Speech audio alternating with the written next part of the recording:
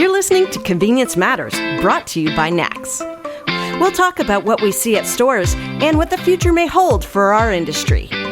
Ethanol and other biofuels are used in more than 10% of the gasoline and fuels in this country right now. There's also a discussion about whether that should increase and at what cost. That's going to be our discussion today. Joining us is John Eichberger. He is the Executive Director of the Transportation Energy Institute, and the Institute has a new research paper looking at what is the balance between fuels and food as we have this discussion. So thanks for joining us today.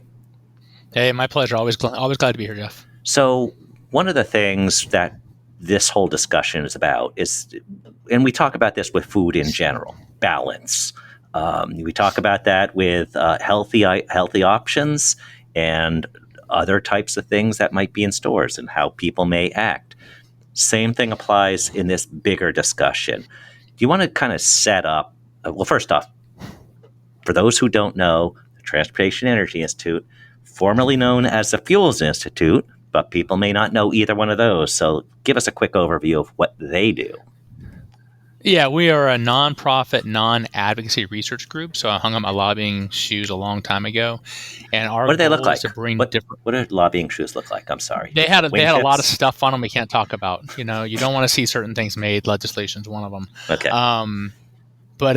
So we pulled together this group. It's really different stakeholders. So oil industry to biofuels industry to retailers to EV industry. Everybody who has a stake in the market is there, and we're trying to do research to help people make better decisions about how they develop the market, how they develop policy. Since we don't advocate, we're able to really tackle some of the more thorny issues and provide a very objective, fact-based perspective that hopefully gives people a better understanding of where things are and where things can go. So speaking of thorny, this is one of those. Depending upon where you are in the country, whether in the oil patch or whether you're in the corn patch, or there's obviously other biofuels. This is a big discussion. It ties into some of the things you're hearing politically about energy independence. And we'll set aside this is not a political discussion, but right. We want to talk about the economics and the overall impact of biofuels and what is an appropriate level in this country. So take us through setting up this research. And I know that doesn't sound like right now you're saying research, we're going to dive into research. I don't know if I want to be on this, but just defining the problem, defining where we want to have questions and considerations, and then we can walk through where we got. So set up the problem. All right, so for the audience, look, research can sound dry, but our job is to bring it to life, right? It's kind of like Night at the Museum, where history comes to life. We bring dry subjects and give us some energy. So real quick, we've been using biofuels for a very long time. We've been using ethanol since the 80s. The 1990 Clean Air Act put in requirements that boosted the use of ethanol. Progressed into 2005, you passed the Energy Policy Act and established renewable fuel standards, increasing ethanol and biofuels use in 2007. Then we passed the Energy Independence and Security Act of 2007, taking the RFS and injecting it to a 36 billion gallon requirement by 2022. We are nowhere near that, by the way. It was one of these lofty, ambitious goals. And I say that because we're hearing a lot of lofty, ambitious goals about other transportation options. And the reality is ambition and aspiration is wonderful. It doesn't really make for the best policy, and it doesn't always mean it's going to work. Just because you say you're going to achieve this doesn't mean you're going to. That being said, it's been a issue that's been very successful in a variety of spaces, but it's also been controversial. We've had debates about using corn and soybeans for producing biofuels when they're originally intended to be used for food production, for human food and livestock feed, and diverting it to fuel production has made some people claim, whoa, you are depriving the market of sufficient food resources. You are increasing the cost of agricultural commodities and food products. And for what benefit on the fuel side? We don't believe that it's really achieving the environmental goals set forth. We don't believe it's achieving energy independence, as was one of the rallying cries in 2007 in the Energy Independence Security Act. There were references to tortilla riots in Mexico because there wasn't enough corn to make tortillas, and all this stuff. I've been hearing it for years. And when I was a lobbyist, I peddled some of it. But the reality is, You got those shoes out we quick. are now in. Oh yeah, no kidding. Look, I've always been a recovering lobbyist. I can get dragged back into it real quick, especially in election season. But the reality is, we're in 2024.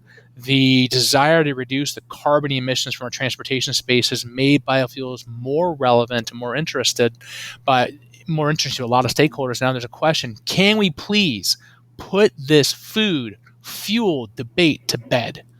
And our board asked us to do that. Our oil industry board members, biofuels industry board members, our environmentally minded board members, hey, yeah, let's do some research. Let's look at the data and put an objective study out there explaining, does biofuels compromise food supply? We expanded, okay, let's talk about the full economics. What actually drives the cost of biofuels?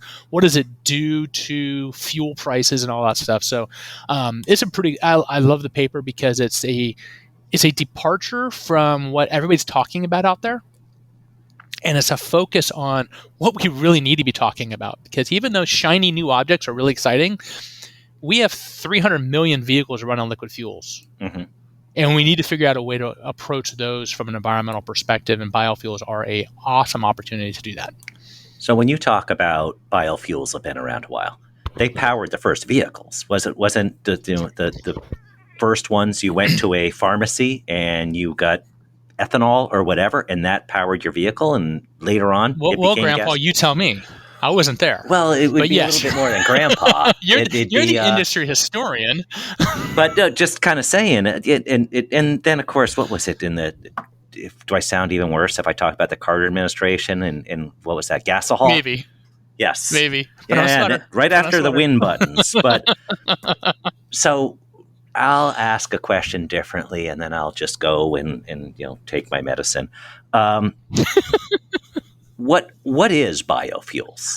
I think for a lot of people, it can include, although it's probably at much lower levels, cooking oil, things like that. Not stuff coming out of my kitchen, but stuff coming out of a little bigger kitchens. So set up, when we're talking about biofuels, what is it and what are the important elements?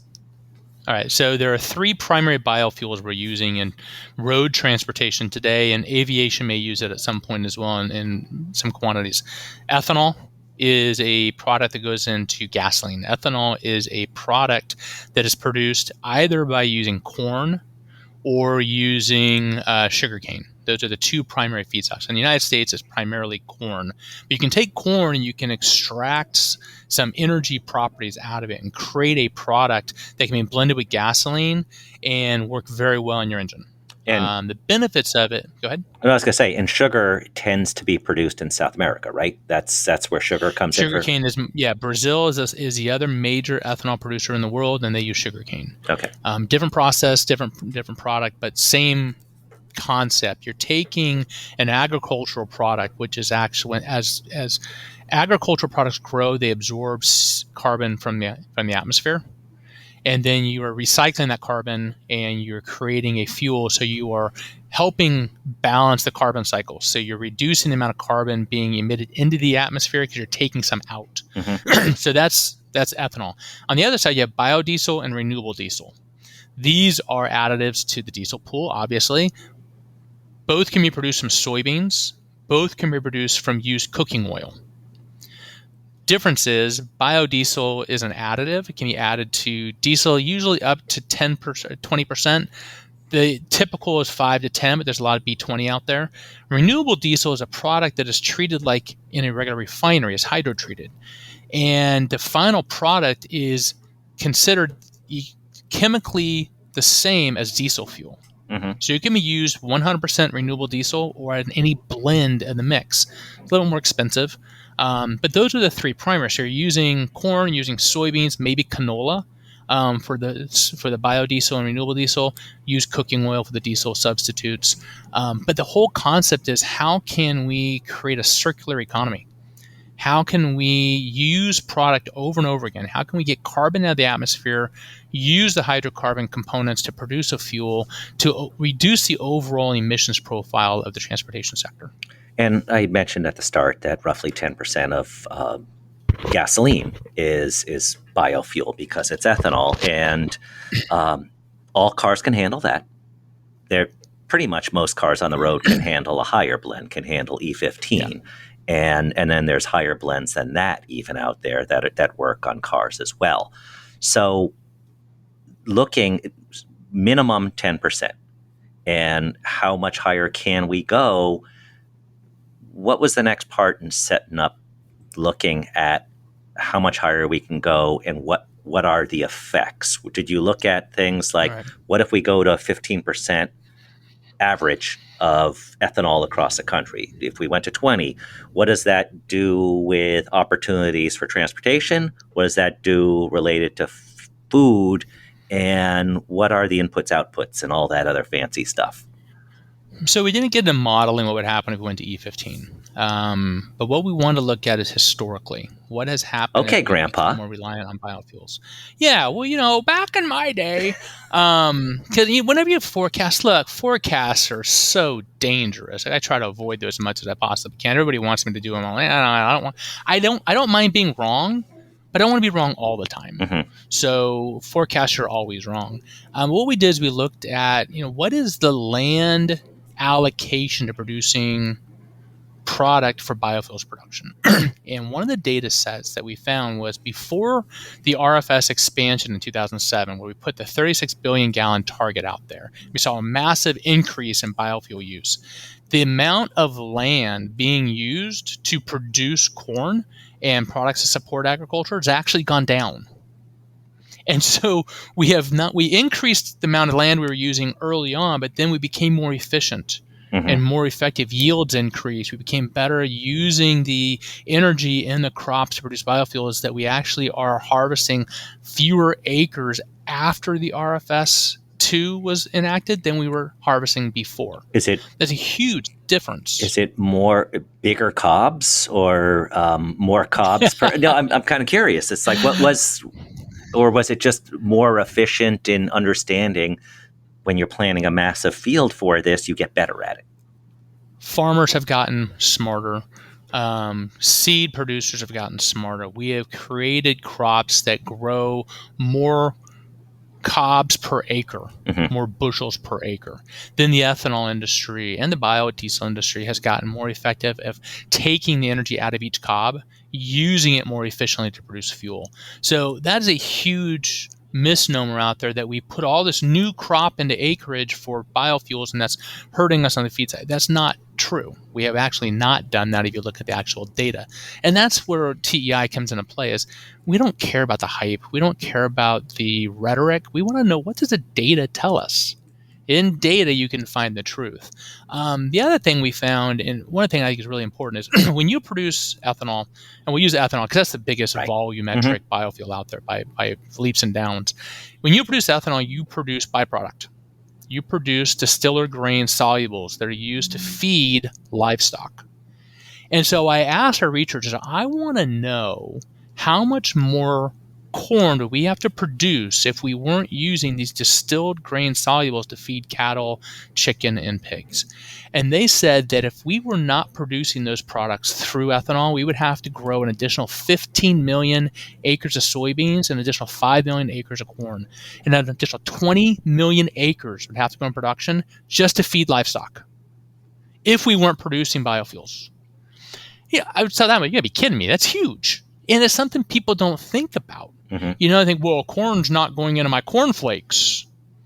Well, yeah, it is. I don't think we have a cornflake shortage out there. But we also don't have a biofuel shortage. Until aviation gets in the mix, and we have another mm-hmm. topic to talk about. But the data shows that it has not had an impact on production capacity, has not had an impact on land being put into growing acreage. And you got to tip your hat to the farmers and the biofuel producers who have really taken this seriously and done a good job of managing that whole ecosystem to ensure that the production of these biofuels is sustainable from a true perspective, not just the rhetorical environmental and sustainability stuff we hear, but sustainable, that we can do this for a long time. Mm-hmm. And we're not going to exhaust the soil. We're not going to run out of land. We're not going to run out of food. And they've done a really good job at that. So because I define where I live by tenths of an acre as opposed to millionths of an acre, can you kind of give a sense of what 30 million acres is? Are we talking about Rhode Island, Connecticut, Montana? What are we talking about in terms of size here? Well, let me put it in context for the convenience operators listening who go to the NACS show. We talk about 400 million net gross square feet of exhibit space. No, that's not 400. Acres. It's 400,000. 400 million. 400,000, sorry. You need to bring awesome. Different shoes, yes. That'd be awesome, wouldn't it? Everybody on wheelies. Yes. Everybody scooting on wheelies. Okay, so 400,000 gross square feet. That includes Alice. The space the show occupies, the two convention centers at Las Vegas, is about 25 acres. So 1 million times that. Yeah. That's a big. That we don't have to grow. That's a big expo too, by the way. Yeah, it is a big expo. So I figured that make it relevant to you and your audience. I try to put things in those contexts, but yeah, I mean it's a lot of space, and a lot of people question and say, what's the value of it? What is it getting us? The initial goal of the Energy Independence Security Act, as it's named in 2007, was during a crisis where we had oil prices shooting up, and we wanted to become more energy self-sufficient. We didn't want the United States to be reliant on OPEC so much. So it was kind of pitched as, stars and stripes, rally around the farmer, rally around domestic resources. And it really did a good thing. It really helped out a lot. The advent of fracking and directional drilling made a huge difference in these stripper wells, and we were able to become energy independent. We're actually an exporter of energy product, where we were a massive importer prior to it. So it has really contributed quite a bit to the energy security. I think on the bigger front, though, on the carbon perspective, the data we looked at showed that since the RFS is put in place, Renewable Fuel Standard put in place, the program has probably reduced carbon emissions by about 1.2 billion metric tons. Billion with a B. Mm-hmm. It's a lot of carbon. And people said, so what cost? What was the cost of that? Well, it was actually a net social benefit to the U.S. If we assume a $52 cost per metric ton of carbon, which is probably an average of a global perspective, it's about $102 billion benefit to the U.S. But more importantly, the impact on consumers of the entire biofuel sector has been less than 1% of consumer expenditures for 1.2 billion tons of carbon abated. Now, whether you think we're facing a climate crisis or you think it's an absolute hoax, I don't care. Reducing any emissions is a good thing. Mm-hmm. And if it costs us less than 1%, over 15 years, and we've abated more than 1 billion tons of... To me, that sounds like a pretty good balance. It sounds like a pretty good balance. Clearly, there are more nuances that go into it. There's trade-offs. There's, increase of this and decrease in that. There's a lot of balances, but on that net, that's a pretty good ratio, in my opinion. So, non sequitur, I guess, if that's such a word.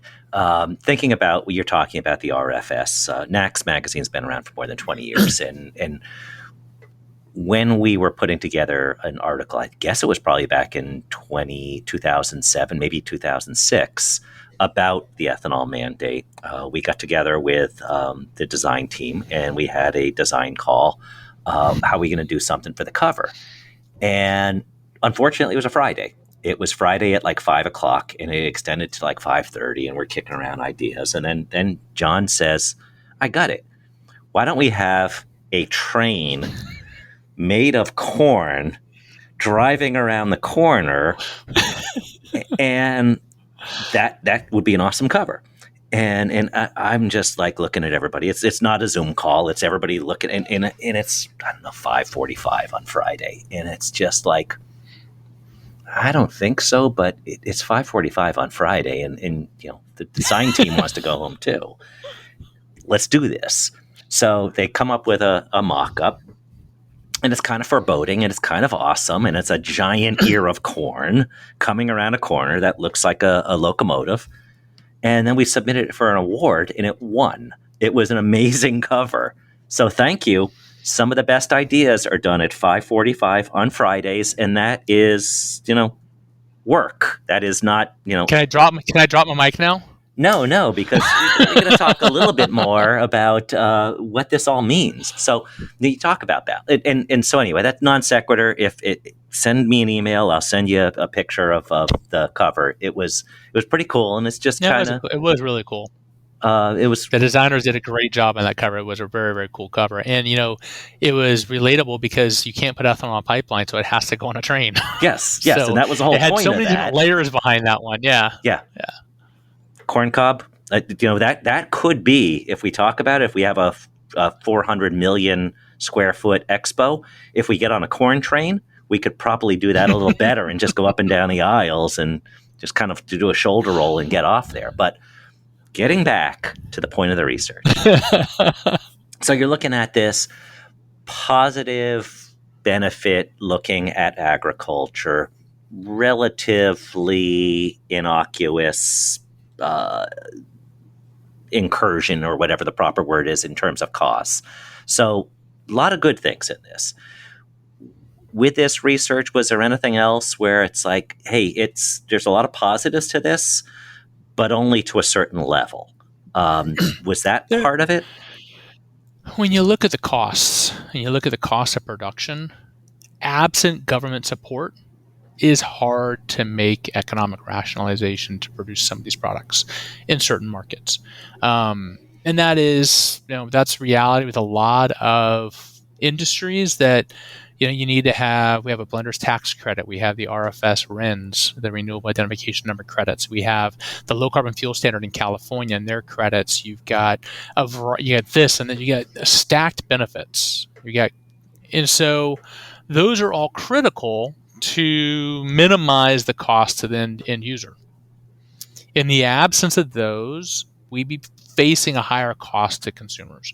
And so there is a balance between what are our policy objectives and what are we willing to pay for them.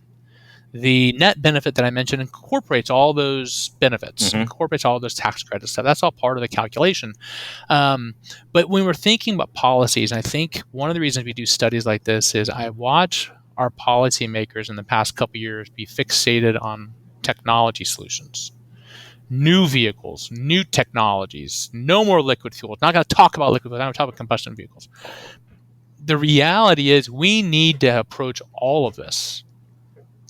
If our goal is to reduce our emissions, I'm going to say it's carbon emissions, it's air pollutant emissions, at the same time preserve access to affordable, reliable energy for all consumers, which those are the three missions of the Institute. And they should be the three missions of our policymakers, if I'm being a little pushy here. Then we have to think about, okay, let's support new technology. Let's support electric vehicles. Let's support hydrogen fuel cell vehicles. Let's support whatever the next thing down the line is. I'm pretty confident there'll be something else down the line. Let's support those and give them an opportunity for those customers who want them and can afford them. But for the customers who are still driving 20-year-old trucks, 10-year-old vehicles, and that is the vast majority of vehicles on the road, what are we doing to help reduce emissions there? We have to have lower emitting fuels because those vehicles aren't going to be swapped out. You're not going to take your 2015 pickup truck and go, I want to swap out the engine and put an electric engine in. Yeah. You're not going to do that, right? And so the only solution to emissions for those legacy vehicles is the fuel composition. And biofuels have to be a major part of that. And as we move toward lower carbon mindset, the investments of that industry to reduce carbon at the field level and the biorefinery level is huge. But again, supported by tax credits for carbon sequestration. And so policy and objectives and market realities have to align. If they don't align, we're never going to achieve our objectives in a way that makes economic sense. And so there's a lot of people who complain, the biofuels industry gets too much tax credit, they get too much government support. Biofuels industry responds, well, look at the petroleum industry. They've gotten all this support, all these, whatever. Every industry gets support at some point. And the question is, how do you balance that support with the desired objectives and the deliverability on those objectives? I'm a big believer that biofuels have an opportunity to become lower carbon, to have a greater impact on our emissions profile, and to not compromise other products in the consumers need. They're not affecting, food supplies in the United States. They're not affecting food prices. They're not affecting fuel prices negatively. Most of the time, biofuels are reducing fuel prices. E15, you mentioned, is usually cheaper than E10 for a variety of reasons. Ethanol is cheaper than gasoline most of the time. You get the credits, you get the RINs. A whole bunch of things go into it, but without that entire picture, that full perspective, we're not going to be able to achieve our objectives. So it's really important to understand where all those factors influence the market. So you were joking earlier, and you said mic drop now. This research is not mic drop. This research is broadening the conversation, adding more focus to the conversation at the same time, and just saying, here's the things that we've looked at. Here's the things that you ought to consider. It is available. And how can somebody learn more about this or anything else that the research and the type of information that you provide? Yeah, so our website, transportationenergy.org, or follow us on LinkedIn. Most of our comms come through LinkedIn, so find Transportation Energy Institute on LinkedIn and follow us. We post quite a bit of stuff there. We have a newsletter that goes out every month to give you an update on what our research is, and I write a blog every month. I try to make it entertaining. Sometimes it is, sometimes it's not so much. But the idea is, let's get the information out there. All of our research is free. You can download any paper you want that you're interested in. There's about 75 to 80 of them on our website now. We've been pretty prolific. This one here should be released by end of July 2024. So keep an eye open for that one. And then we'll have another one on consumer behavior and another one on e-fuels, which are synthetic fuels. Which is also part of the solution. Yeah, it's all about how do we reduce emissions. We have a lot of research we've done on electric vehicles and how the market can evolve to support electric vehicles and what the charging infrastructure needs. But we also have a lot of stuff coming out on what are we going to do for the non-electric vehicle market. And for those who don't want an electric vehicle or don't have an electric vehicle, can't afford one, how are we going to help them participate and be part of the energy solution? And it's critical that we take care of every single consumer group out there. Well, I was going to say, this is all great fuel for thought. And I was thinking, do you need to do another research paper in seeing if fuel will discourage thought if we have too much of that? Oh my God! Yeah, good time to end, isn't it? What's the opposite? We've been working together way too long, Jeff. What's the opposite of mic drop? I guess that's a good time to end it. John, well, it's not 5:30 on a Friday, but it's getting close. Yeah, it's corn train time. John, thanks for joining us. Thanks for the rundown of the balance that we need to achieve as we go to this continuation of evolving our energy future. So thanks for joining us today. Thanks, Jeff. Appreciate it. And thank you all for listening to Convenience Matters. Convenience Matters is brought to you by NACS and produced in partnership with Human Factor. For more information, visit convenience.org.